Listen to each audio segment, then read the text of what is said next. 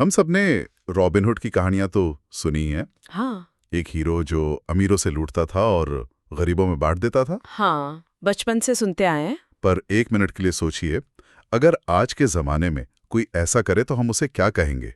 Hero या फिर बदमाश? और यही सवाल मतलब आज की हमारी पूरी बातचीत का केंद्र है, क्योंकि जिस विचार को हम न्याय समझते हैं, हो सकता है कि उसकी असलियत कुछ और ही हो। आज हम the hidden history of taxes and corporate power किताब के कुछ हिस्सों पर एक गहरी नज़र डाल रहे हैं, जो टैक्स और अमीरों की दुनिया पर एक कह सकते हैं बिल्कुल अलग रोशनी डालते हैं। बिल्कुल। तो आज हमारा मिशन साफ है। पहला, ये समझना कि अमीरों पर टैक्स लगाओ का नारा इतना लोकप्रिय कैसे हुआ, और दूसरा, जो इससे भी ज्यादा दिलचस्प है, वो ये कि अमीर लोग कॉरपोरेशन जैसी चीजों का इस्तेमाल करके कानूनी तौर पर न सिर्फ अपनी दौलत बचाते हैं। चलिए इस पहेली को सुलझाते हैं। देखिए, ये जो विचार है कि अमीरों पर टैक्स लगाकर गरीबों की मदद की जाए, ये सुनने में तो बहुत ही आकर्षक लगता है। हाँ, एक तरह का सामाजिक न्याय है, बराबरी की बात है, कौन इससे सहमत नहीं होगा, है ना? बिल्कुल। और किताब के मुताबिक ठीक इसी भावना का इस्तेमाल करके सरकारों ने टैक्स को कानूनी जामा पहनाया। मतलब ये कोई अचानक लिया गया फैसला नहीं था। सही, बिल्कुल नहीं। ये एक सोची समझी रणनीति थी। जैसे इंग्लैंड में नेपोलियन के साथ युद्धों के बाद जब सरकार को पैसों की सख्त जरूरत पड़ी, तब उन्होंने टैक्स लगा दिया। हाँ, 1874 में इनकम टैक्स को स्थायी कर दिया गया। और अमेरिका में भी कुछ ऐसा ही हुआ। गृह युद्ध के बाद? हाँ, गृह युद्ध के बाद 1913 में 16 संशोधन के साथ इसे हमेशा के लिए लागू कर दिया गया। और सबसे मजेदार बात यह थी कि जनता को यह बताया गया कि ये टैक्स सिर्फ और सिर्फ अमीरों के लिए है। हाँ, यही उनका हुक्म का इक्का था। आम लोगों को ये यकीन दिलाया गया कि ये कानून अमीरों को एक तरह से सजा देने और उनसे उनका उचित हिस्सा लेने के लिए है। और जाहिर है, जब बात अमीरों पर टैक्स लगाने की हो तो मध्यम वर्ग और गरीब वो तो खुशी खुशी इसके पक्ष में वोट देंगे ही। उन्हें लगा कि इससे उन्हें सीधा फायदा होगा। ये तो कमाल की रणनीति है। मतलब पहले आम लोगों को यकीन दिलाओ कि ये कानून अमीरों के खिलाफ है, ताकि वो सब इसका समर्थन करें। लेकिन मुझे एक बात समझ नहीं आ रही। अगर कानून अमीरों को टारगेट करने के लिए बना था, तो फिर पासा पलटा कैसे?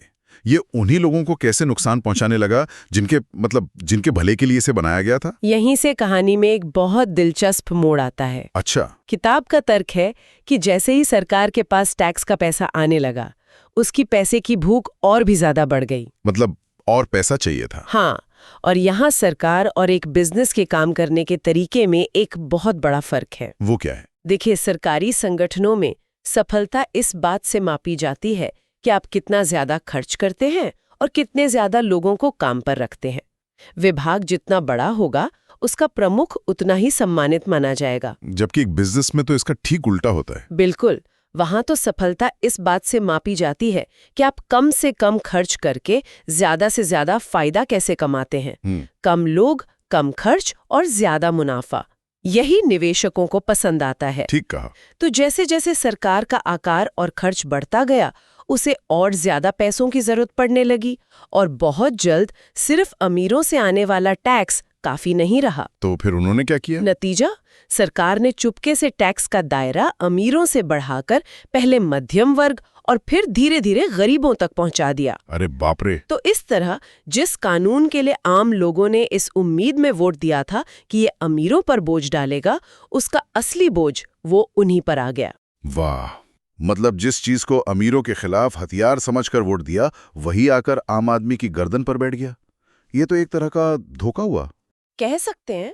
तो सवाल ये उठता है कि जब आम आदमी इस टैक्स के जाल में फंस गया, तो अमीर लोग इससे कैसे बच निकले? वो बच निकले क्योंकि उन्होंने खेल के नियम ही बदल दिए। कैसे? यहीं पर किताब उस चीज का जिक्र करती है जिसे वो अमीरों का सबसे बड़ा रहस्य कहती है, कॉरपोरेशन। कॉरपोरेशन? ये शब्द सुनते ही मेरे दिमाग में तो बड़ी बड़ी कांच की इमारतें और हजारों कर्मचारी आते हैं। और किताब कहती है कि यही हमारी सबसे बड़ी गलतफहमी है। अच्छा। हाँ, असल में कॉरपोरेशन का जो विचार है वो बहुत पुराना है। इसकी जड़ें समुद्री जहाज़ों के समय से जुड़ी हैं। समुद्री जहाज़ों से? वो कैसे? उस जमाने में जब समुद्री यात्राएं बहुत जोखिम भरी होती थी, तो अमीर लोग किसी एक यात्रा के लिए एक कॉरपोरेशन बनाते थे। वे अपना पैसा उस कॉरपोरेशन में लगाते थे, जो फिर एक जहाज खरीदकर और क्रू को काम पर रखकर खजाने की खोज में निकलती थी। मतलब अगर जहाज किसी तूफान में डूब गया तो क्रू की तो जान जाती थी, लेकिन जो अमीर निवेशक थे उनका सिर्फ वही पैसा डूबता था जो उन्होंने उस एक यात्रा के लिए लगाया था। अच्छा, उनकी बाकी की पूरी संपत्ति, उनके घर, जमीन, वो सब सुरक्षित रहता था। हाँ, यही इसका मूल विचार था, जोखिम को अपनी बाकी संपत्ति से पूरी तरह अलग करना। और किताब इस बात पे बहुत जोर देती है कि कॉरपोरेशन कोई बिल्डिंग या फैक्ट्री नहीं है। तो फिर क्या है? ये सिर्फ कुछ कानूनी दस्तावेजों वाली एक फाइल है जो किसी वकील के दफ्तर में रखी होती है और सरकारी एजेंसी के साथ रजिस्टर्ड होती है, बस। सिर्फ एक फाइल? और ये फाइल अमीरों को इतने जबरदस्त फायदे देती है। किताब 2 मुख्य फायदों के बारे में बात करती है। पहला और शायद सबसे बड़ा, टैक्स का फायदा। हाँ, और ये फायदा बहुत बहुत बड़ा है। पहली बात तो ये कि ज्यादातर देशों में एक व्यक्ति की तुलना में कॉरपोरेशन पर इनकम टैक्स की दर कम होती है। ठीक है। लेकिन सबसे बड़ा खेल ये नहीं है। असली जादू इस बात में है कि कॉरपोरेशन अपने खर्चे टैक्स चुकाने से पहले की कमाई से कर सकती है। एक मिनट, इसको थोड़ा और आसान करते हैं। एक आम कर्मचारी के साथ क्या होता है? एक आम कर्मचारी को सैलरी मिलती है, सरकार पहले ही उस पे टैक्स काट लेती है। हाँ, TDS जिसे कहते हैं। बिल्कुल। और फिर उसे बची हुई रकम से घर का किराया, गाड़ी की किस्त, बच्चों की फीस, सब कुछ देना होता है। तो एक कर्मचारी का फॉर्मूला हुआ, कमाओ माइनस टैक्स चुकाओ, फिर खर्च करो। हाँ, लेकिन कॉरपोरेशन का फॉर्मूला ठीक इसका उल्टा है। वो क्या है? कमाओ, जितना हो सके खर्च करो, और फिर जो कुछ भी बच जाए उस पे टैक्स चुकाओ। लेकिन एक मिनट, ये सुनने में तो सीधी सीधी धोखाधड़ी लगती है। खर्च से क्या मतलब है? ऐसा तो नहीं कि आप कुछ भी खर्च में दिखा दें? नहीं। किताब में तो हवाई में बोर्ड मीटिंग के नाम पर छुट्टियों का जिक्र है।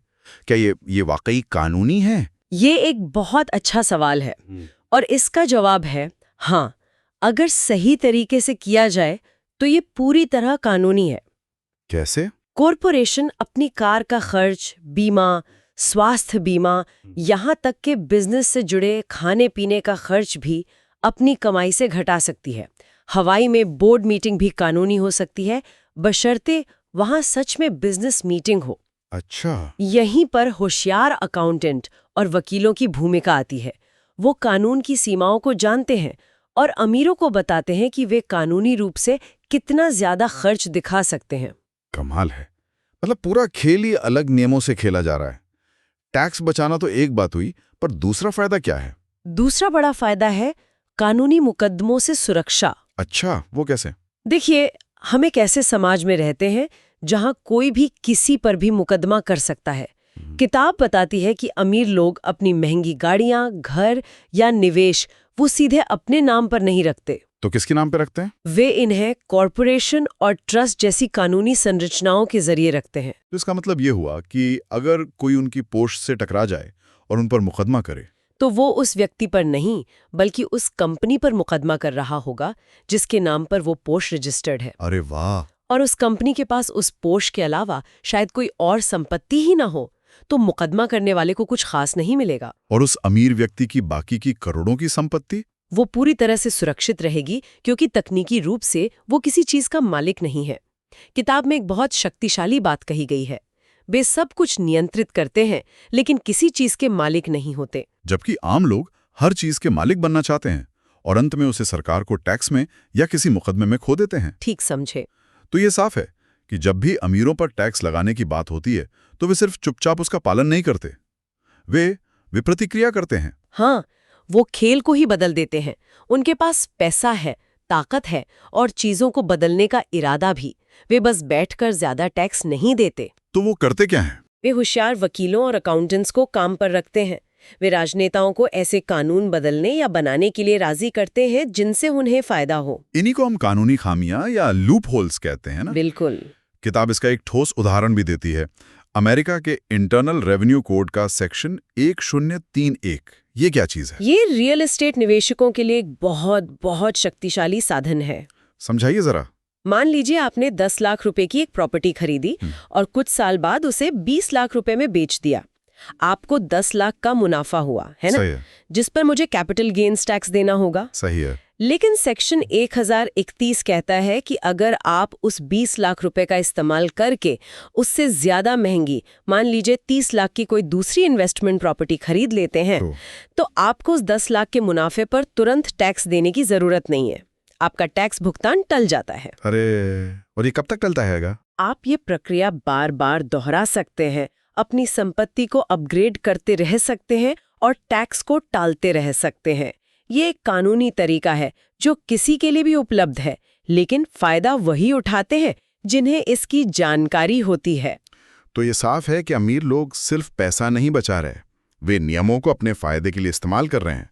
इसके लिए तो सिर्फ अकाउंटेंट और वकील काफी नहीं होंगे, एक अलग तरह की समझ चाहिए होगी, है ना? बिल्कुल, और इसी को किताब फाइनेंशियल IQ या वित्तीय ज्ञान कहती है। अच्छा, ये सिर्फ पैसा कमाने के बारे में नहीं है, ये पैसे के खेल को समझने और उसके नियमों को जानने के बारे में है। और इसके कितने हिस्से हैं? किताब के अनुसार फाइनेंशियल IQ 4 मुख्य हिस्सों से मिलकर बनता है।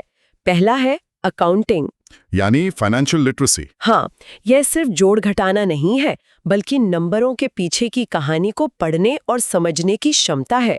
आप किसी भी बिजनेस की फाइनेंशियल स्टेटमेंट देखकर उसकी मजबूती और कमजोरी का पता लगा सकते हैं। ठीक है, दूसरा है इन्वेस्टिंग, मतलब पैसे से पैसा बनाने का विज्ञान। इसमें सही रणनीति, जोखिम का आकलन और बाजार के पैटर्न को समझना शामिल होता है। तीसरा बताया गया है बाजार की समझ। हाँ, ये सप्लाई और डिमांड का विज्ञान है। आपको ये समझना होगा कि अर्थव्यवस्था की मौजूदा स्थितियों के आधार पर कोई निवेश करना सही है या नहीं। और चौथा, जो शायद इन सबको एक साथ जोड़ता है, वो है कानून। यही सबसे जरूरी है, टैक्स के फायदों और कॉरपोरेशन द्वारा दी जाने वाली सुरक्षा को समझना।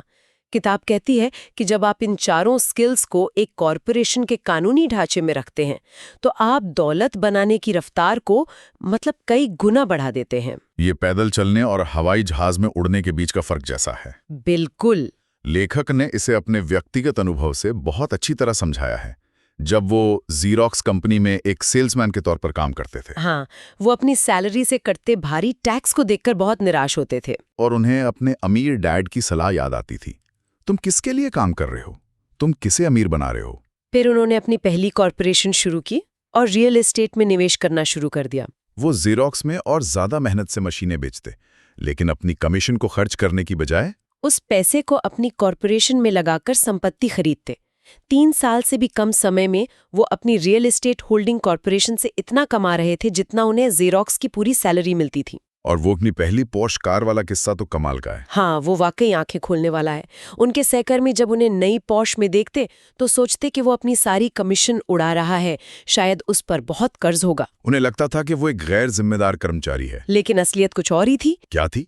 असलियत ये थी कि वो पोर्श लेखक ने नहीं बल्कि उनकी कॉरपोरेशन ने खरीदी थी। अच्छा। और वो भी टैक्स पूर्व डॉलर से, मतलब उन पैसों से जिन पर अभी तक टैक्स लगा ही नहीं था। जबकि उनके दोस्त अपनी टैक्स कटी हुई सैलरी से कार खरीदने का सपना देख रहे थे। बिल्कुल। लेखक अपनी कमीशन को संपत्ति बनाने में निवेश कर रहे थे और उनकी संपत्ति उनके लिए पोर्श खरीद रही थी। ये एक बहुत शक्तिशाली उदाहरण है कि सिस्टम को समझना कितना जरूरी है।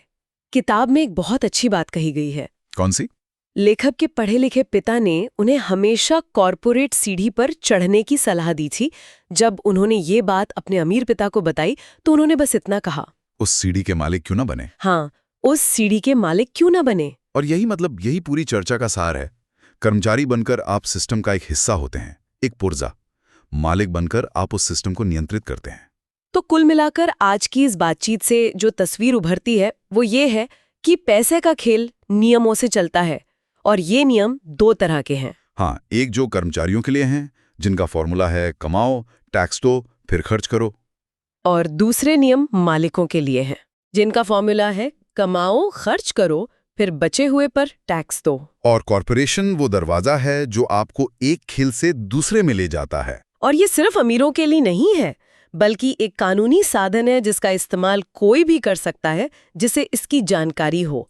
ये जानकारी ही असली दौलत है। बिल्कुल। फाइनेंशियल IQ का मतलब सिर्फ अमीर बनना नहीं है, बल्कि अपने वित्तीय जीवन पर नियंत्रण रखना है। सही कहा। तो ये खेल सिर्फ अमीरों के लिए नहीं है, बल्कि ये कानूनी रास्ते हैं जिनके बारे में कोई भी जानकारी हासिल कर सकता है और अपने फायदे के लिए इस्तेमाल कर सकता है। और अंत में श्रोताओं के लिए सोचने वाली एक बात, किताब में एक कर्मचारी की तुलना एक दुधारू गाय से की गई है जो हर रोज दूहे जाने के लिए तैयार रहती है, जबकि मालिक उस पूरे फार्म का, उस सिस्टम का मालिक होता है। ये देखते हुए आज की अर्थव्यवस्था में अपने लिए काम करने का सही मतलब क्या है? एक अच्छा सवाल है। क्या ये सिर्फ एक नौकरी छोड़कर अपना काम शुरू करना है या फिर उस पूरे सिस्टम का मालिक बनना है जिसके भीतर आप काम करते हैं?